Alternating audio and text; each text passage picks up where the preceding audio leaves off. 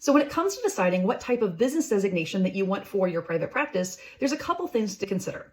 One of them has to do with, what state you live in. So LLCs, PLLCs, S-corps, all of that stuff is done at the state level. And then there are certain types of designations that certain states allow for speech and occupational therapy private practices.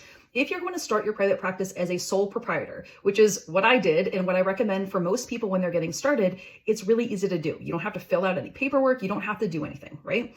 For other people, though, they want to have that additional layer of protection by having things like LLCs and PLLCs, which separate the business entity from your personal finances and whatnot, right?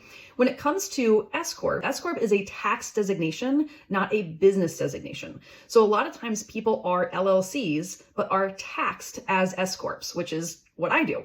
But it's recommended that you don't do that until you get to a certain level of income, right? So this is something to talk about with your accountant. We do cover this in the Start Your Private Practice program on a very general level, but if you want specific advice for your situation in your state, I do recommend talking about this with an accountant so that you make sure that you're picking the right business designation as well as the right tax designation.